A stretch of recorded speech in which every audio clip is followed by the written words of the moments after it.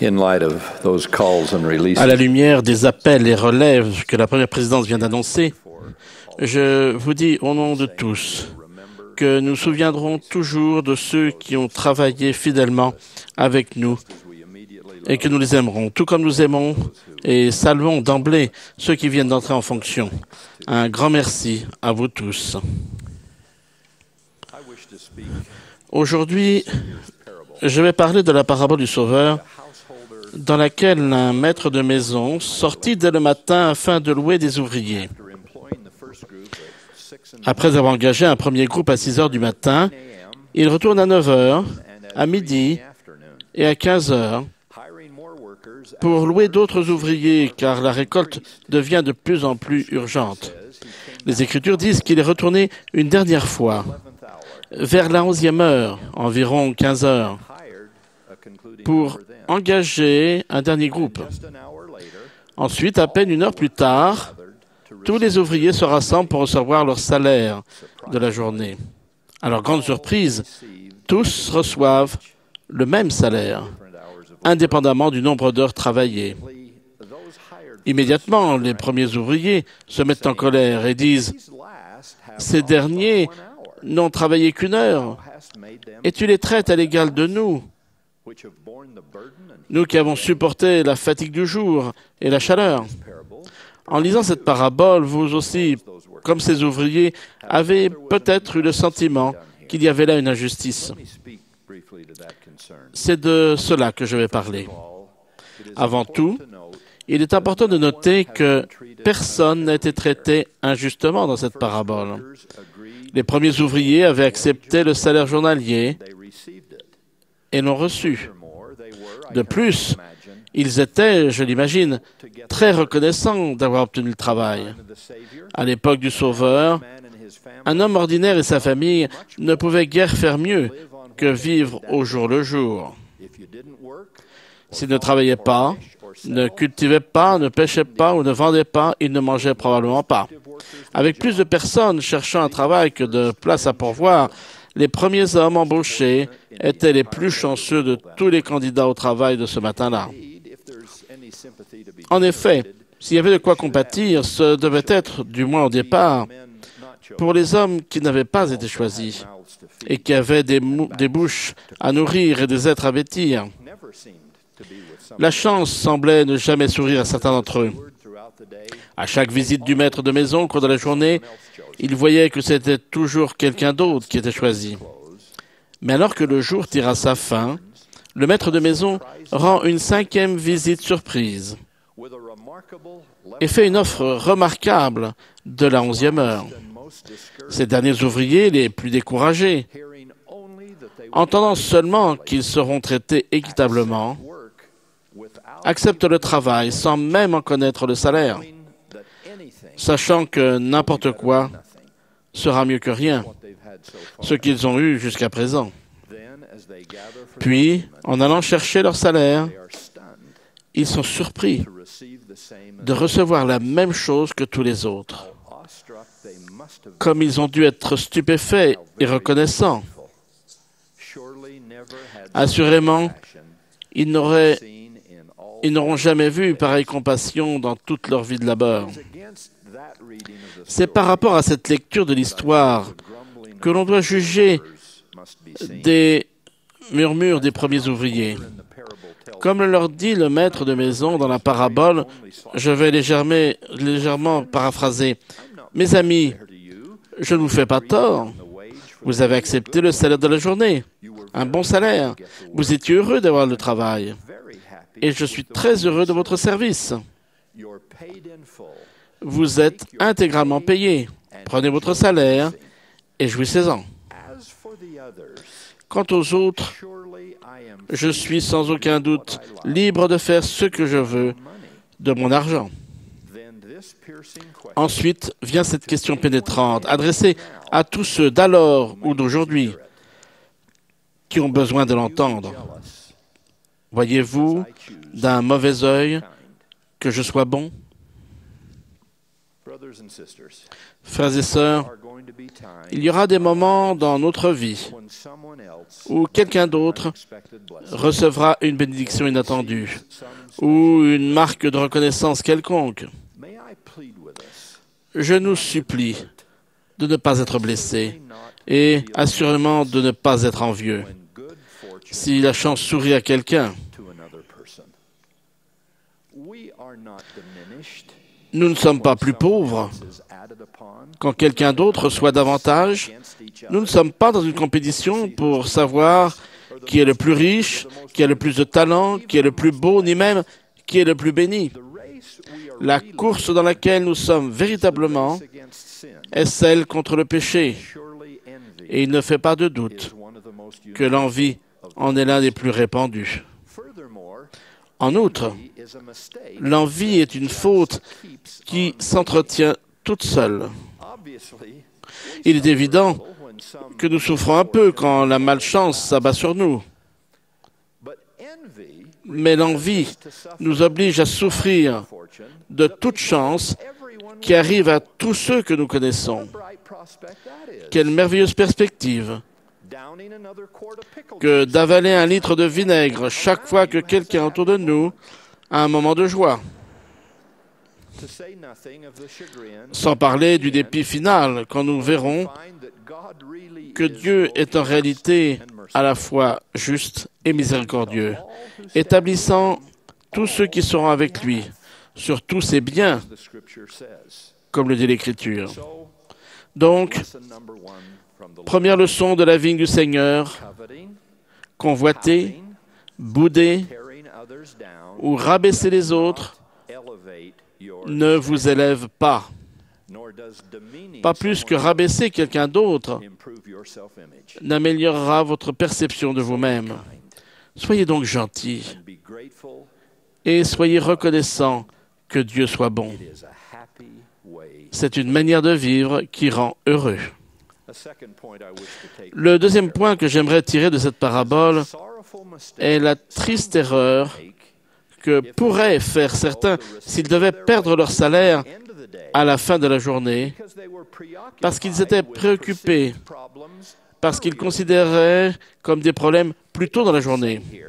Il n'est pas dit ici que quiconque ait envoyé sa pièce au visage du maître de maison et soit parti furieux et sans argent. Mais j'imagine que cela aurait pu se faire. Mes chers frères et sœurs, ce qui s'est passé dans cette histoire, à 9h, à midi ou à 15h, est dérisoire par rapport à la grandeur du paiement généreux fait à tous à la fin de la journée. La formule de la foi, c'est persévérer, continuer à travailler, aller jusqu'au bout et laisser la détresse réelle ou imaginaire des heures précédentes se dissiper devant l'abondance de la récompense finale. Ne ruminez pas de vieux problèmes ou griefs, que ce soit contre vous ou contre votre prochain, ou même, pourrais-je ajouter, contre l'Église vraie et vivante.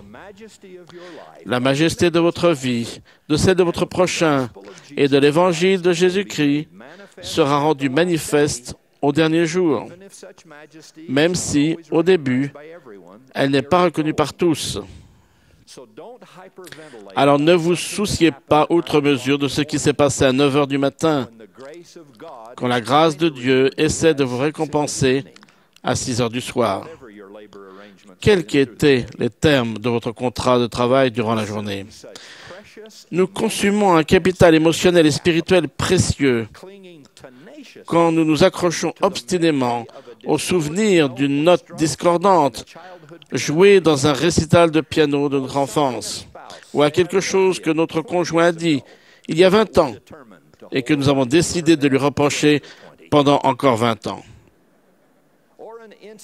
Ou un incident de l'histoire de l'Église qui ne prouve qu'une seule chose, que les mortels auront toujours du mal à être à la hauteur des espérances immortelles qui leur sont offertes. Même si vous n'étiez pas à l'origine d'un de ces griefs, celui-ci peut prendre fin avec vous. Et quelle récompense vous recevrez pour cela